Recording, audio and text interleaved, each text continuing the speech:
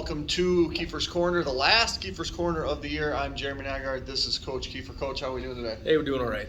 So, Thursday after Level 2 playoffs, we played Saturday afternoon in Columbus and played a really good Columbus team and saw that game not go our way. Yeah.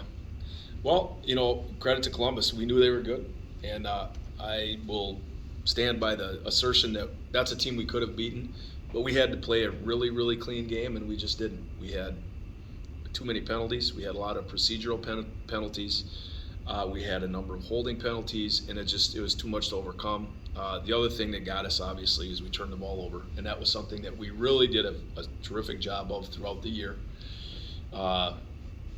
We didn't throw many interceptions at all. I mean, literally, we had 2 interceptions, I think, the entire season going into that last game. Through 9 games, that's amazing. Right. And we really didn't fumble it much either. I mean, I can only think of a couple occasions. I don't know what the exact number that was, but we really were unbelievably strong in taking care of the ball. So that was just too much to overcome. Now, there were also some things where they were just really good. We had a couple things, like you as a coach, you'll X and O and you like the scheme. And then I was watching Saturday night after the game, trying to, get a little better idea of exactly what went on. And there were a couple that hey, this is exactly what you want. You got what you want. And they'll have a kid that would, like their linebackers would go just explode right through our blocker and not, and go make the play. It's just wow. I mean, we just hadn't seen that. Those guys are really, really good. I thought that Selk, their nose guard, and Sullivan, their other defensive end, those 2 kids were they were a handful for us. And really, we had a light box. We had 5 in the box, and we weren't able to consistently run the ball. A credit to those kids up front, and they really had 2 very, very good linebackers. Those kids were, I think, the best tandem we had seen all year. And then their safeties, who they also, they played their linebackers at almost 7 yards deep. Their safeties were playing at 8, and those kids were really good as well. So I mean, they were just they were quick to show up in the run game. We did have some success passing, but it just wasn't. We didn't have enough balance, and we just, we didn't get the stops we needed to on defense. We can be a lot better than we were, but we didn't get it done. Not to oversimplify the passing part of football. I mean, because we did throw for a number of yards, but we did have interceptions. One thing? I mean, to a fan, there's 2 ways to combat a passing game. You can either come after the quarterback and make really quick decisions, or you can bring less guys and stand back and just try to cover your 5 receivers with our 7 or 8 guys. Right. They didn't seem to bring it hardly at all. They rushed 4. They rushed 4 was, I think, the most. Maybe they rushed 5 once, but it was typically 3 and 4. And mostly 4. And they dropped 7 or 8 guys. They did. And did a really good job just covering the field. The one thing that I was really impressed with that they did is their backers would drop and look for our crossers to just knock over. Yeah. And that, I haven't seen that. Yeah. They were well coached, no doubt. Opponents. And that it's hard to get in a rhythm when you're running across the field and all of a sudden, whack. Yeah. You're getting. No, they very well coached, very talented group. I would put them up there as one of the best teams I think we've ever competed against. I think they'd be right up there with. I think Ellsworth's team last year was pretty special too. These guys might be even better. I mean, there just was. That was a really, really good football team, and I really feel very good about how good our team was. That very surprising that was a level 2 game because that was pretty high caliber football. Right. I would put them with the Ellsworth team from 2 years ago, and the Watoma team. Yeah. As far as I think this team had was better than the Watoma team. Well, and they were the state champs. Yeah. And Ellsworth 2 years ago couldn't finish their season, and last year's team lost to Catholic Memorial. Right. So I mean, if that's the type of group, the company that we're putting them in, right? That bodes well without for a doubt. Moving forward. Oh, I would certainly think so. I would bet, if the prognosticators are right, it's going to be Catholic Memorial and likely Columbus playing in Madison. Now, we got a really good team in Ellsworth, and those guys are very well coached, and they certainly got a chance. They're going to have to play a great game in level 3. In level 3, right? Which is just it is crazy. It is. Okay, so looking back, recapping the whole season, there were some things we did really well, obviously, and I mean we can talk more about the game too. The field goal at half felt great going in, momentum-wise. You know, there were a couple things. We had really good momentum going into half. You know, obviously we scored, and then Cal made a spectacular interception. Yep. I think we had 50 seconds, 40 seconds. Yep. We had one timeout. Burned our timeout when we were at I want to say we were on our side of the 50, Yep. and then we had one more play, and we kind of during the timeout said, hey, we're going to you're going to run a corner, and you're going to catch it. You're going to get out of bounds. Let's try to get Davis a shot at this thing, and it was perfect. And then Davis is just spectacular. He steps up and drills it, and right down the middle, and we had really good momentum there, 27-17. And if you also look at that half, also in the first half, we had a 1st and goal on the 3. Right. And then I believe we had a penalty, another play, and then we turned it over. Right. It came away with nothing. I mean, if that's punched in, boy, the game really feels different. Right. And then we did, we obviously lost Gavin Sell on the kickoff. On the kickoff, kind of a odd deal. It didn't look like there was any, but sometimes that's the way it is with head injuries. Looked kind of glancing more than I think direct. He maybe got dinged a little bit on the chin on the way down, but that didn't help our cause because Gavin is obviously one of our best players. He's an amazing weapon, at receiver, and he's our Mike linebacker. Right. Now, before anything happened to Gavin, I will say Jackson Johansson played a spectacular football game. He had 17 tackles. Yeah, I think it was 17, and he, when we moved him to Mike, and he really flourished. He looked really, really good. Yep. And, that's a great piece to have coming back. He's a really good kid. And we still got to stop. Yeah, we got to stop coming out of half, and I think a real pivotal thing, we had a fourth and 1 on our own 30. Yep. And I felt like, hey, we're going to get this, and we did a zone read, yep. And they stuffed us pretty good. I wish we would have given that one, but it's hard to tell. Well, and I think from where I was, it looked like he read give and mm-hmm. realized as soon as that happened that that's not going to work, and then tried to pull late because he thought maybe that had a chance and just got tapped. Yeah, it didn't go. I mean, you got to be able to get a yard, and we didn't. So I mean, credit to Columbus on that. But there were a lot of kids that I thought really played super hard. I thought Eli Coonan was very tough. I thought he went against a terrific kid in that Selk. And that was a battle. That was a heavyweight battle. Both those kids, I think, are two of the best in the state. Super impressed with Eli. I think we could have played a little bit better. We had to be more downhill at linebacker. I felt like a lot of those runs that were maybe they got 5-6 yards. If we trigger and hit it in the mouth, maybe those are 2 and 3 yards. Would you rather be the hammer or the nail? We have some younger guys that are developing there too, and so we certainly know we have things we can get better at. That's for sure. Right. And talking to people after the game, they're like, "Well, I missed a lot of tackles." And I'm like, "There's a difference I feel between missing tackles mm-hmm. and having opportunities to tackle the runner where he breaks a tackle." Mm-hmm. And I thought Burnell did a really good job of kind of keeping guys off his legs. I mean, he used stiff arm. Yeah, he's good. He's a very good player. But he also had a really, really good line in front of him. Yeah, they were very solid. I mean, there's no doubt. Those kids were, they were tough. They were very tough, and they got a nice scheme. They do a lot of different things.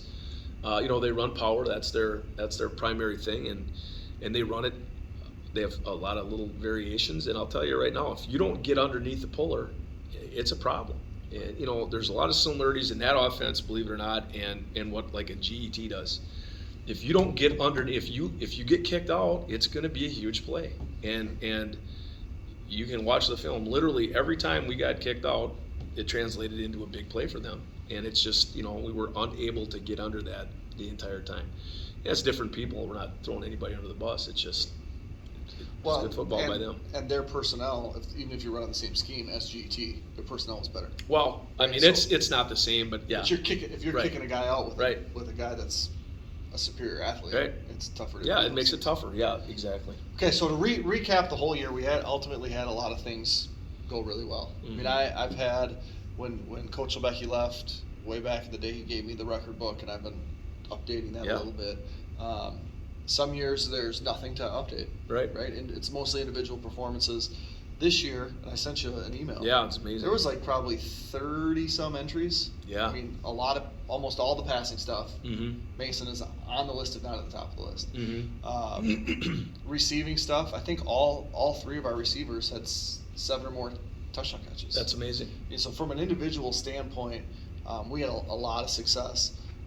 From a team standpoint, how do you view this whole year as it's now over? Well, I really do believe that this is one of the, I would probably say it's the best offensive team that we've ever had in terms of being difficult to defend.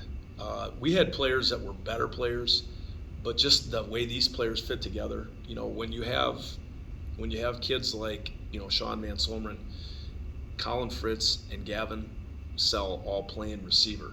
Right, There's really, you can't cheat one way or another because the other kids are good enough to make you pay. And then really until we got to Columbus, people, a lot of people would try to stop the run and we'd expose you in the throw game. We had some teams that said, hey, we're going to stop the throw game, and then we were able to exploit the run game. Osceola was an example, I think, there where they really did a nice job taking away some of our throw stuff, but we were able to run the ball. Right. Now, you ran into a Columbus outfit, and they just were able to take away the run with a light box, and then they were able to cover. We did have reasonable success throwing. I think it was somebody said, right? Whatever it was, I thought somebody said we had 211 and a half. Yeah, we had. I want to say it was 194, okay. But that might have been 194 in that last pass to Colin. We were around 200 yards sure. at halftime. Right. But we went 91 on the opening drive, right. almost exclusively through well, there. I thought it was. Oh, was that? Yeah, we had a draw in there. Yeah, but 70. Yeah, sure. I got you. Yeah. So I think reflecting on the whole thing, we just we had a really good offensive line. When you look at Noah Sarar, who's I think one of the best kids in the state, and then Elijah Heimer was a really, really good player. Those two guys side by side. Tyler Hare, as I stated, one of the most improved kids, and he just he dominated kids. And then the exciting thing is we bring back guys like Ben Peavy and Landon Egan, and we also bring back DeShane and Desperado Vinendal. And I tell you what, those guys are all really good players. And Noah. And Noah's back as well, obviously. So, the future certainly looks good. And, what we're going to strive to do is improve. Hopefully we have a standard that our kids are going to live up to. And we want that standard to be that we're playing in the big game, right? So if we want to get to that big game, that's the standard. You have to work to get there, and that's a huge part of this off season. I'm really looking forward to. We meet with each kid, and actually it starts today, and it actually goes right through December.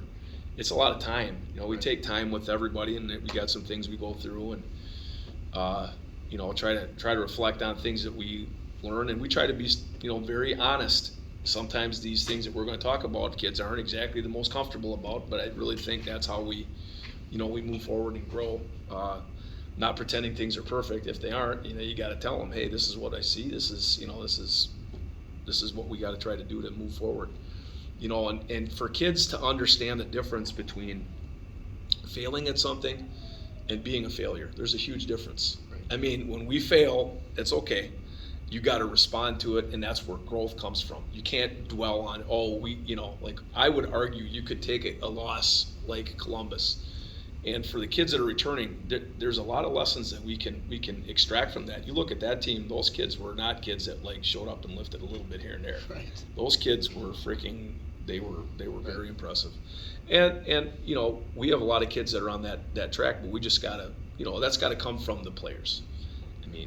That's where it's got to come from. So we're obviously very excited. Looking ahead to next year. But we did have great offensive line, and I didn't even mention Mason. What Mason did as a decision maker was, we put so much on him, people have no idea. They really don't. What we would ask Mason, a lot of times we had a concept, a throw concept left, a throw concept right. We had a run concept. He had to choose before the snap in many, I would say the majority of our snaps were like that, where it could have been a run or a pass. It was determined by what our opponent was giving us. Right. And I felt like he understood perfectly what we wanted to do. I mean, it wasn't perfect, but by God, he really made a lot of really good decisions. And, I think as the year went on, I really thought, like, after the Ellsworth game, like, we learned that, hey, we got to take what's given. We can't force things. Take what's there, and the opportunities are going to come.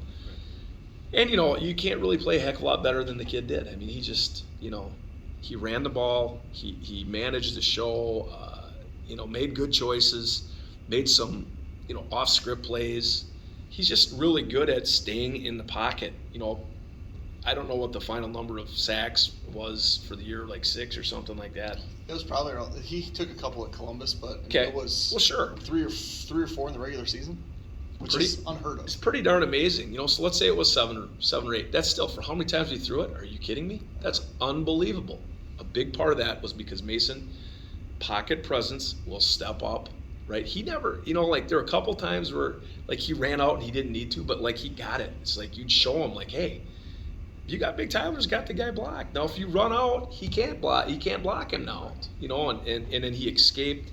He just had a really good feel for that. And and I think what Mason has done is just it's spectacular. I mean, we're talking about the Middle Border Conference Offensive Coal Player of the Year. No, he was the offensive player of the year, and then for the Northwest region, which is a quarter of the state, he was the Northwest region co-offensive player of the year, which bodes well for him moving forward, I think. Right. And there was very competitive region. The kid from Aquinas was all-state last year. Right. So Mason to be sought out, viewed as the co-player of the year with the kid from this Asher from. I think it was Elmwood, Plum City. Yep, the running back. The kid had 2,300 yards in 9 games. He led the state. So I mean, that's pretty hard not to recognize that. But to say we have the lead rusher in the state, and we have Mason. Yes. And exactly. We've never had that before. I don't think so. No. Okay, so we talk about all region. Mm-hmm. Are we talking about the state divided up into 4 areas where there's Yes. an equal amount of conferences in each area? Is it Yep. by conference? Yep, they're so how equal. many conferences are in our region? It was us, the Cooley, the Heart of the North, the Lakeland, Scenic Bluffs, 5 or 6. I might be forgetting one. Okay. I think that's it. No, Dairyland. Okay, That's so another. six conferences. So how does this go down? How does this work? There's a representative from each conference that, Okay.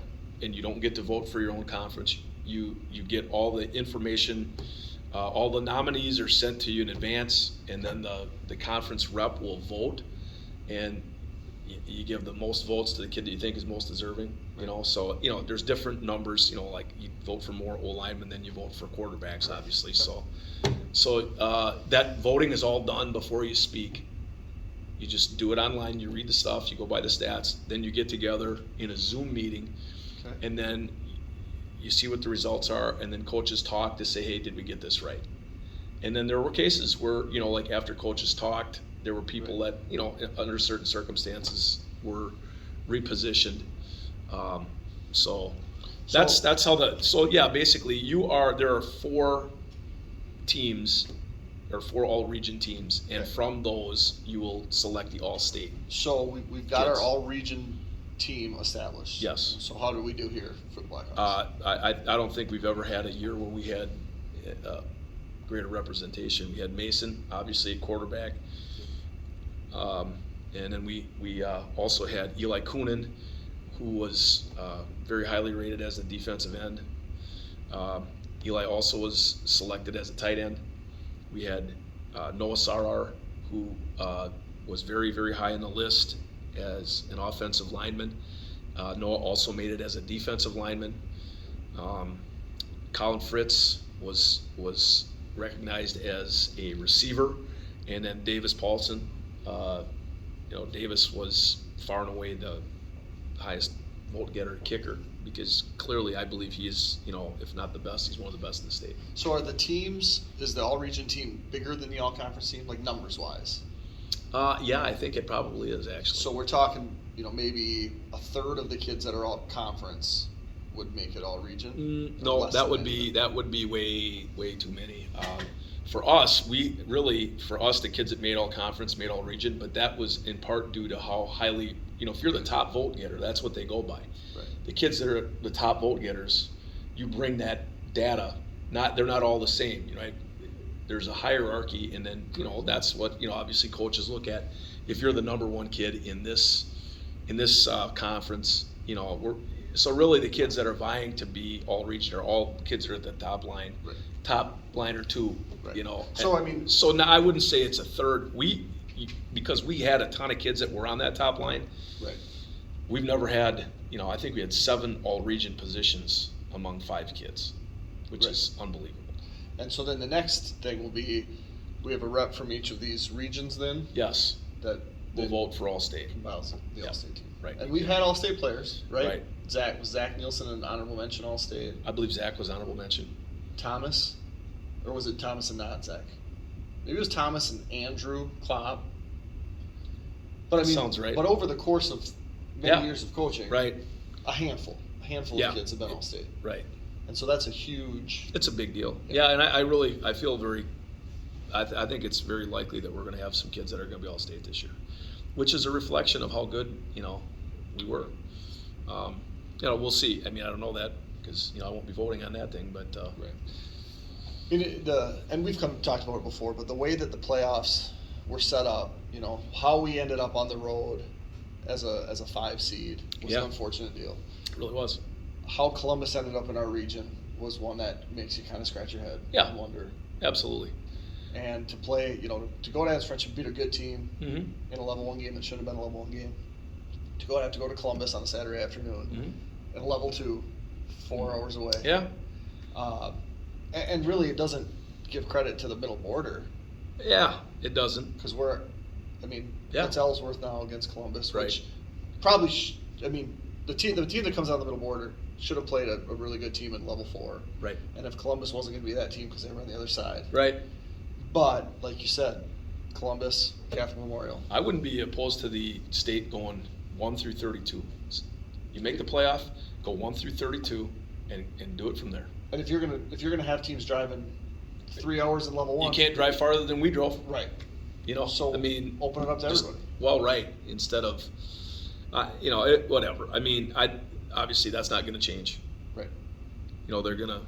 Because there are some circumstances. Obviously like this. Like last week you had Central playing Ellsworth, and that Right. cuts down the travel. So the argument isn't there, but it was disappointing. To see how the seating actually went. But that's on us too, because we lost to Ellsworth and we lost to Central. Right. And had we, let's say we would have won one of those games, which give both those teams credit, but I think we certainly were capable of doing that. Right.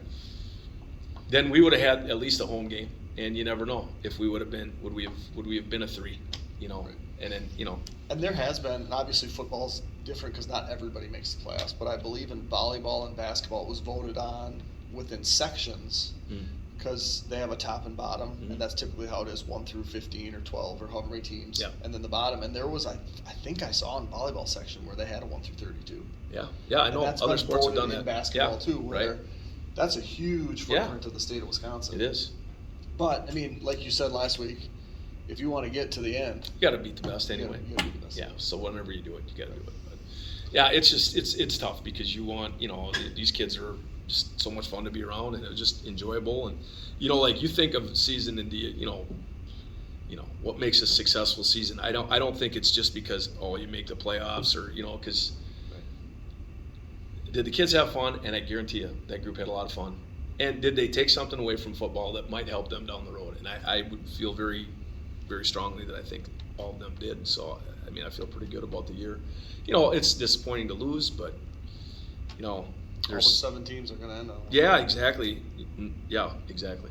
There's not many teams that end the season happy. Yeah, so it was a lot of fun, and I'd really definitely appreciate. We have amazing. Number one, I think we have a really, really good staff. Our coaches care. They care about our players, and they put in a lot of time. Okay, and the quest to get better is there. It's not like we have a bunch of people who feel like they've arrived and we aren't good, or we've got it all figured out. That's certainly not the case. We're trying to grow as coaches, and I really like a lot of the people that we have working. They're good with people. And as I tell our kids, there's nothing better than being a high school kid, that you have 10 plus adults that really give a crap about you in your life, and they're going to do everything they can to help you. And I think that's a big deal, So, and I'm looking forward to watching these guys, perform in their winter sports. So many of them are multi-sport, and we always want them to be multi-sport kids. But yeah, it was a great year. Coaches did a great job, and we really do get good support. I thought our fans were terrific. I appreciate the cheerleaders. Usually I went up and thanked them the other day, and they almost started crying. I was like, hey, we really appreciate you. Yeah. So a lot of gratitude that we have a lot of people around here that care, and that's good.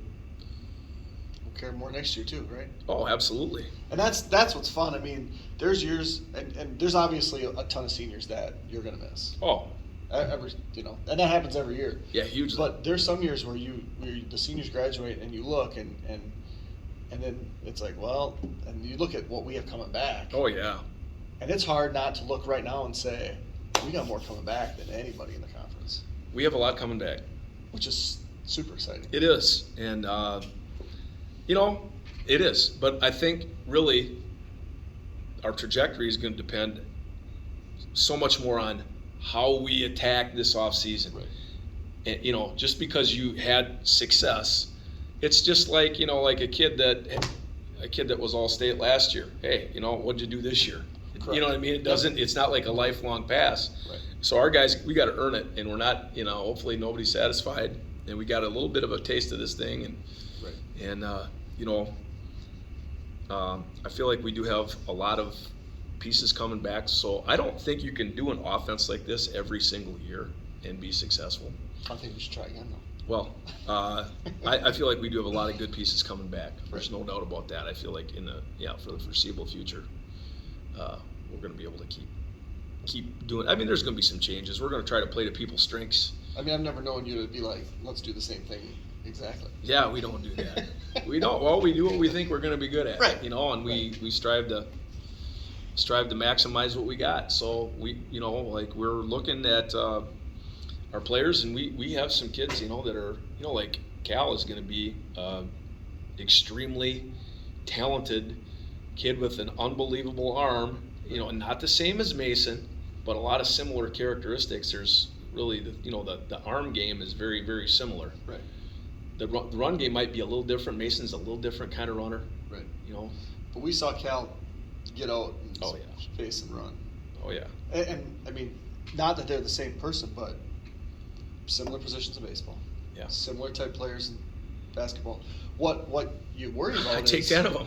Right. You keep them coming, yeah. I'll take 11 of them. Yeah, just put them all exactly. on the field. But do you worry that the bar then for other people that have they're going to set a bar really, really high for Cal, because Mason has now set a bar really, really high for any quarterback to play here? Yes. Well, I don't think anybody's going to be, you do the best you can do. And, our standard is always going to be the best you can possibly be. And we don't ever, we don't compare kids like this year to last year. You know what I mean? Right. You do your deal. We have kids not just at quarterback, all over. We have kids that are going to be a little better at this or not as good at that. And you try to build it up and do what you can do, man. It's going to be exciting. I mean, I'm absolutely. I got ideas already, and we're already thinking. So. Have you started the staff meetings yet for 23, 24? We will not start that process probably until December. Until next month. We'll wait till December. Yeah. Well, it's fun. It's fun to get together, and there's just if you take an opponent and I think we have guys that enjoy doing it. I don't think it's like, oh God, we got a football meeting. I think we enjoy doing it. So it's not like it's work. It's like, hey, we get to, not got to, we get to. Right. So. And I think a lot of your guys this year. Oh yeah. Players. Yeah.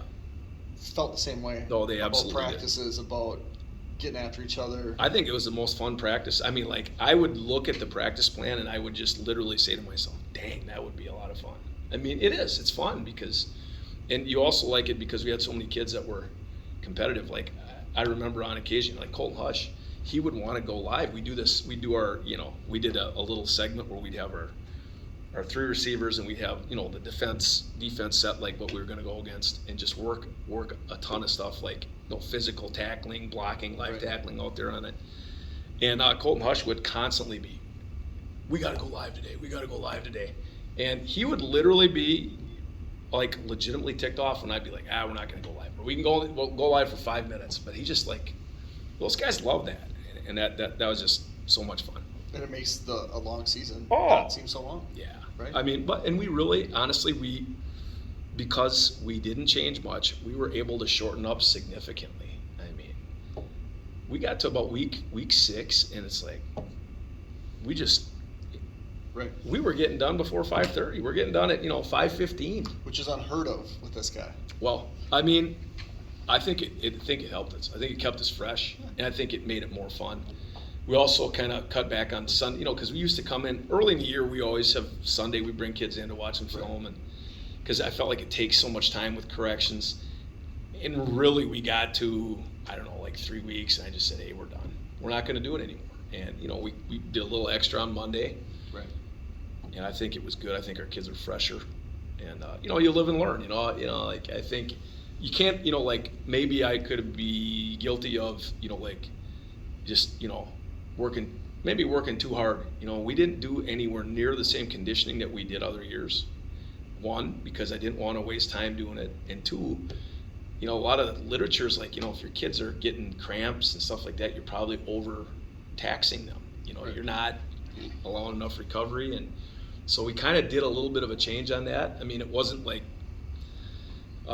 it was a pretty dramatic change, actually. But if your TMO sessions are how you're playing offense on Fridays, they're sprinting, they're going. I mean, that was our conditioning. Yeah, and it's the perfect conditioning, right? Because it's what we're going to do. Right. It's so. Yeah, I thought there was a lot of good in that regard, and so we'll keep digging. There's always little things, a couple little things you can do and pick up, and we'll continue to dig on it. But it's been a really fun year. Wish it was still going, but hey, it's I'm looking forward to these guys. And this might be, we've had a lot of kids that have kind of changed their idea about maybe they do want to play college football. Good. Mason, Eli, that's not a, yeah, I mean, he thought about that maybe, a month or so ago. We have a number of younger guys too that are, they've talked about, that's what they want to do. So Big Tyler Hare believes he's going to play college football. So, I mean, you take 3 guys, right? That's pretty darn good. Yeah. And they all could play at a good level. So that's awesome. It is. It's fun. Well, we'll tie a bow on the fall season and the 2022 football season. And thanks for joining us. Thank you for helping us out. I think this is good. I think it's great. I think everybody likes kind of hear a little bit about their kids and themselves, and right. And it is important. It really is. I mean, I we try to really be truthful with how we see things, and I think the more people that are interested, the better. It helps the program. So we appreciate all the support, and I thank you for being this a nice way for us to get our message out. Yeah, for sure. And I just like talking about football. So there you go, man. All right, well, thanks for joining us. That'll do it for the season. Again, Keefer's Corner. I'm Jeremy. That's Dan. And we'll see you next fall.